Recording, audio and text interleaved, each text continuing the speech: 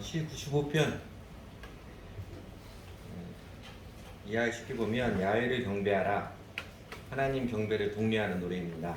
1절과 2절에서 즐거이 노래하며 소리 높여 외치자 하고, 또 노래가락에 맞춰 찬송을 부르며 그 앞으로 나아가서 노래가락에 맞춰 그분께 즐겁게 소리 높여 외치자, 반복해서 독려하고, 그리고 이제 6절에서도 오늘아 우리가 엎드려 경배하자, 우리를 지으신 주님 앞에 무릎을 꿇자, 이 뜻이 하나님께 경배드리기를, 예배드리기를 공유하는 노래입니다.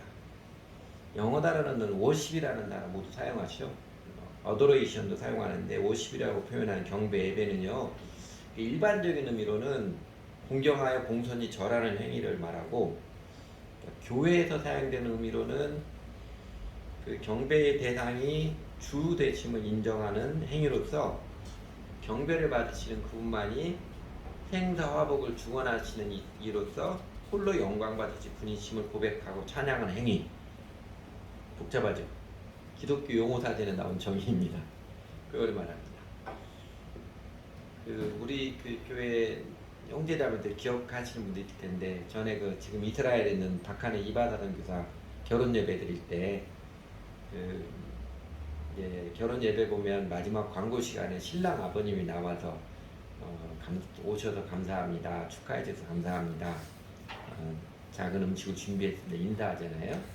근데 우리 박하는 선교사님 아버님이 나오셔서 맨 처음에 했던 이야기, 우리 아들을 이렇게 장가를 갈 수 있도록 이끌어 주신 우리 이제 아버지 하나님께 정말 감사합니다 하고 뒤를 돌아서 강대상원에 절을 하시더라고요. 몇몇 사람들이 그 모습을 웃었어요. 낯선 광경이지요.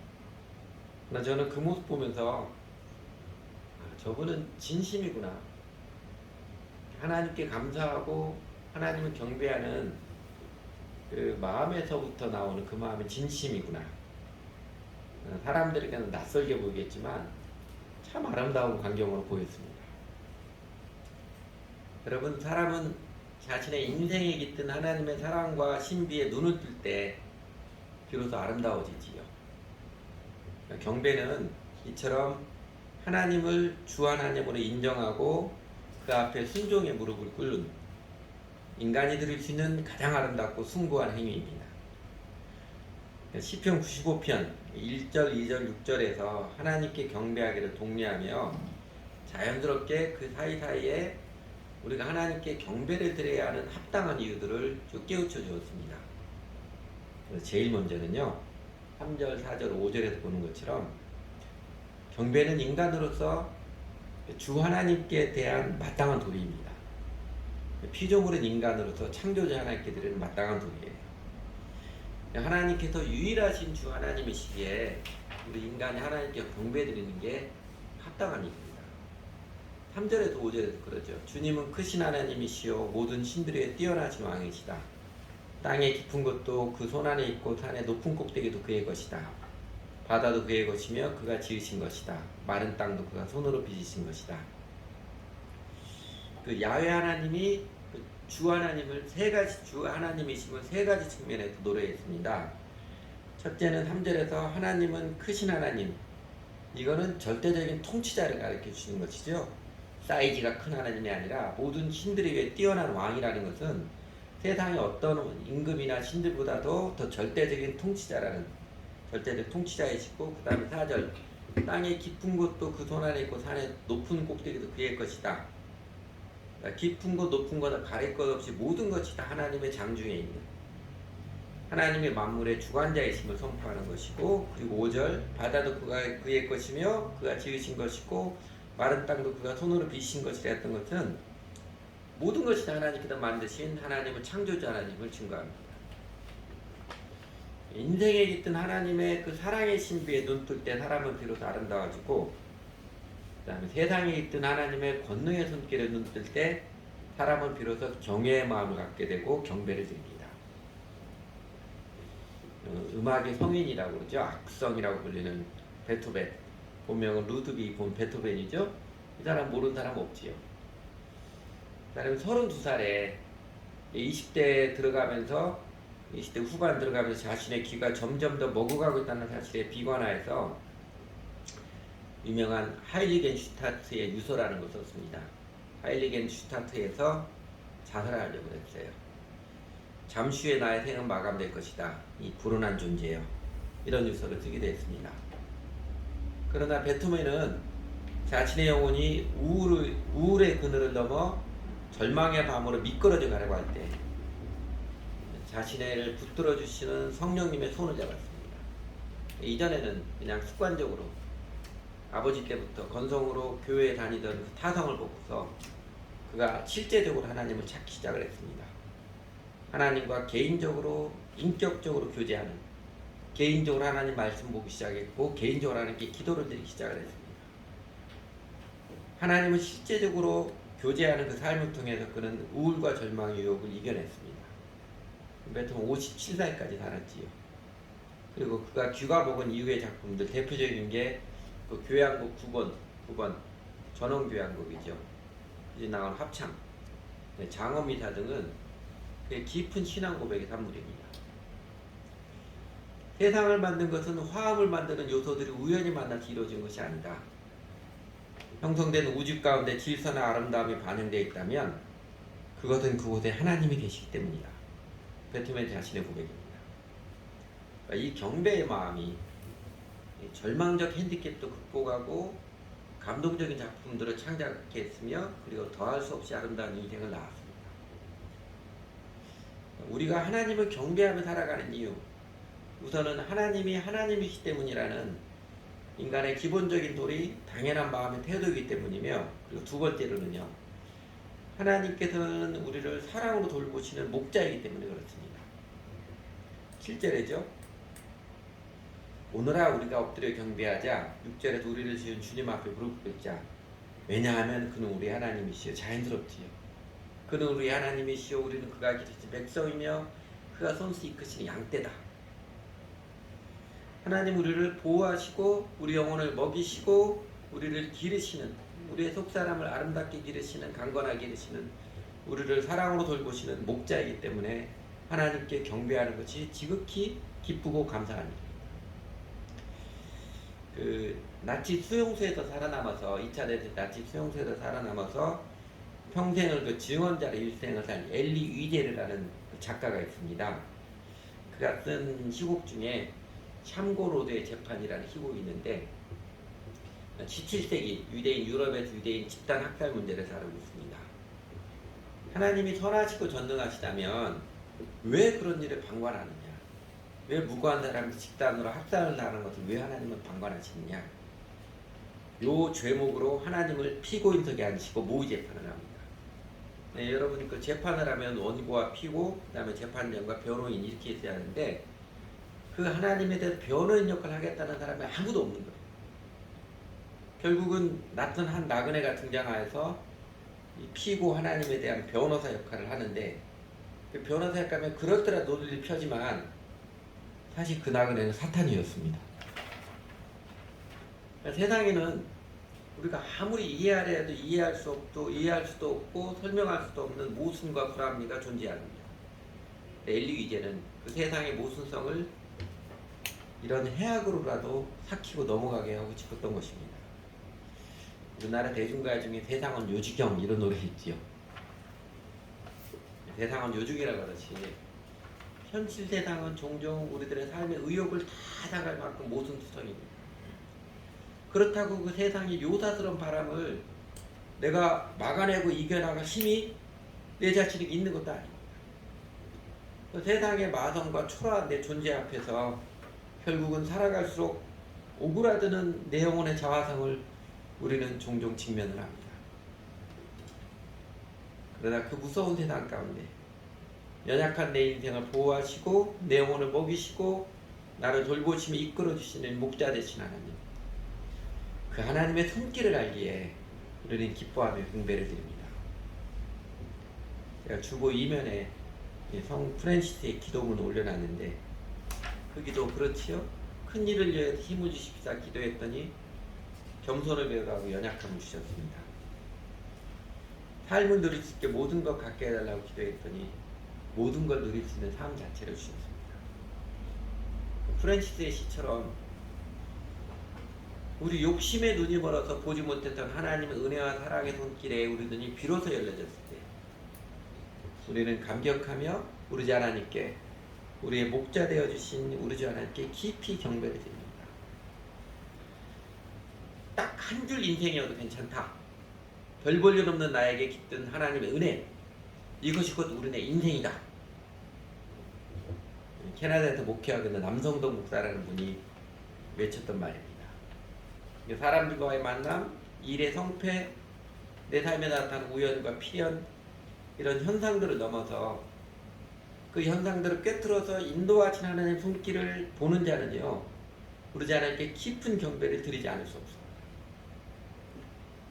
사랑하는 여러분, 하나님 바라보기를 힘쓰십시오. 사람들, 일, 돈을 넘어서 내 삶의 여정에 한결같이 함께 하시는 하나님의 손길을 바라보기를 힘쓰십시오. 하나님의 자비와 사랑의 손길에 눈뜰 때 우리는 비로소 인생의 맛, 살아가는 맛이죠. 행복이 무엇인지 알며 기꺼이 주님 앞에 무릎을 꿇고 경배를 드립니다. 이렇게 하나님께서 절대적 통치자이신 주 하나님이시기에, 또 그 하나님께 우리를 영원한 생명으로 인도하시는 목자이시기에 우리는 주 하나님께 경배드림이 마땅한 일이고, 그 경배의 시간, 또 예배의 삶이 사실 기쁨이고 행복입니다. 그러나 시편 기자처럼 노래하며 외치며 깨우쳐주지만 사람들은 목이 뻣뻣해서 잘 듣지 못합니다. 여러분, 종종 좋게 말해서는 잘 안 듣는 게 죄인된 인간의 특징이잖아요. 그래서 우스갯소리로 너 그냥 들을래, 한 대 맞고 들을래, 뭐 그냥 할래, 한 대 맞고 할래는 것처럼 종종 좋게 말해서는 잘 말하는 게 인간의 죄인된 인간의 특징입니다. 무사람들에게는요, 정신이 바짝 나도록 냉혹한 진실을 깨우쳐줌이 필요합니다. 시편 95편, 시편 기자가 하나님의 백성들에게 그 경배의 마음, 경배의 삶을 격려하면서 긍정적 소망을 보여줄 뿐만 아니라 이번에는 부정적으로 자극을 찔러서 경배의 삶을 살도록 촉구하지요. 이게 8절에서 11절입니다. 그래서 우리가 하나님을 경배하며 살아가는 이유, 세 번째는요, 어미하신 하나님, 인간을 향한 하나님의 어미하신 심판도 있기 때문에 그렇습니다. 무리바에서처럼 마사 광야에 있을 때처럼 너의 마음을 완고하게 하지 말아라. 너의 조상들은 그때 내가 한 일을 보고서도 나를 시험하고 또 시험하였다. 40년을 지나면서 나는 그새들을 보고 실증이 나서 그들은 마음이 빗나간 백성이요 나의 길을 깨닫지 못하는 자들이구나 하였고, 내가 화가 나서 그들은 나의 안식에 들어오지 못할 것이라고 맹세까지 하였다. 시편 기자는 마지막으로 하나님의 크신 은혜를 입어서 출애굽한 이스라엘 백성들이 광야 40년을 거치면서 보여주었던 패역한 실상과 그에 대한 하나님의 심판, 역사의 실증을 들어서 경배의 이유를 단증합니다. 무리바 마사 같은 장소에서의 사건입니다. 출애굽기 17장에 나오는 것이죠. 백성들이 이집트 노예 생활에서 기적같이 탈출해서 광야를 지나갈 때 물이 없어서 목이 마르자 하나님을 원망하고 모세를 향하여 왜 우리를 이집트에서 이끌어냈느냐, 우리를 광야에서 죽이려고 그랬느냐, 도끼눈을 두고 득달같이 달려들었습니다. 그래서 모세는 하나님께 기도하고 하나님께는 모세에게 호렙산 바위를 지팡이로 쳐서 물이 나오게 했던 그 장소를 모세는 무리바, 다툼이라는 뜻의 무리바라고 했고, 또는 마사, 시험이라는 뜻의 마사라고 불렀습니다. 그러니까 이스라엘 백성들이 그 광야의 연단을 거치면서 이집트 노예 생활로부터 기적같이 구원해준 하나님의 은혜를 망각하고 하나님을 향하여 모세를 향해 불평하고 원망하고 반역을 한 게 한두 번이 아니지요. 사실 광야를 거친 40년 내내 그랬습니다. 그러니까 은혜 하나님 기억하고 진득하게 따르며 살지 않고 그냥 달면 삼키고 쓰면 뱉는 이 강박적인 태도, 천박한 반응을 계속 보여왔습니다.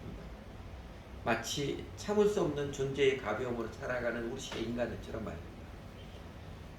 결국 하나님께서는 이스라엘 민족을 향한 하나님의 뜻을, 이스라엘 민족 역사를 통한 하나님의 뜻을 거두진 않았지만 광야를 같이 가는 그 첫 세대의 사람들, 하나님의 은혜를 눈으로 보며 체험하고도 그 은혜를 망각하고 평생을 불평과 원망, 폭력과 승질대로 살았던 그대의 사람들은 하나도 약속의 땅에 들어가지 못하게 하십니다. 하나님의 안식에 거하는 즐거움과 기쁨, 구원을 누리지 못하게 하신 것입니다. 은혜의 하나님에 대한 경배의 마음 잊어버린 영혼들에게는요, 어미하신 하나님의 심판이 있을 뿐입니다. 경배, 하나님의 은혜를 입은 자의 자연스러운 마음가짐이고 아름다운 태도이지요.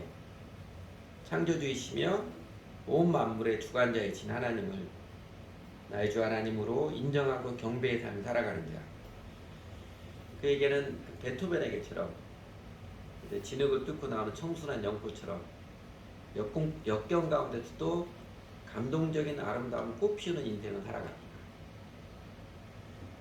한 주간의 첫 시작, 주일 아침마다 살아가는 교회 가족들과 함께 찬양과 경배의 마음으로 신실하게 예배를 드리는 제자들, 그리고 날마다 아침마다 주님 앞에 개인적인 경배, 주님과 사랑의 교제를 나누는 신자들은요, 말할 수 없이 영광스러운 즐거움, 거룩한 기쁨이 무엇인지 압니다. 야훼 하나님이 친히 나의 목자가 되어 주셔서 내 영혼을 먹여주시고 나를 보호해주시고 내 영혼을 소생시켜주시고 강건하게 키워주시며 내 마음을 넓혀주시며 그렇게 돌보시는 황홀한 손길들이 느껴지고 그 사랑의 손길에 감격하며 살아갑니다. 하나님을 경배하는 경외자, 영혼이 맑은 사람, 깊은 곳에 잇대어 사는 사람은 강박적이지 않습니다. 그는 자신의 승질을 못 이겨서 강박에 좁혀서 자신의 영혼의 인생을 망가지게 하지 않습니다. 하나님의 은혜를 잊지 않고 세상이 주는 괴로움에도 하나님을 향한 신뢰를 놓지 않고 인내할 줄도 알고 기다릴 줄도 알며 신실하게 경배의 삶을 살아가는 사람은요, 천박하지도 않고 강박적이지도 않습니다. 아무리 많은 할 일들 가운데서도 하늘을 바라보는 여유를, 그리고 단정히 기뻐하며 찬양을 드리며 하나님께 경배의 시간을 즐거이 드리는 그 품위를 누립니다. 음악의 천재 모차르트가 음악과 인생이라는 짧은 수요를 밝히면서 이렇게 말했지요. 짧게 짧게 더욱 짧게, 아름답게 아름답게 더욱 아름답게. 음악은 짧을수록 좋고 인생은 아름답게 아름답게 더욱 아름답게 살아가야 하는 것입니다. 하나님을 경배하는 자, 그가 진정한 인생, 아름다운 인생을 향해 합니다. 기도하시죠.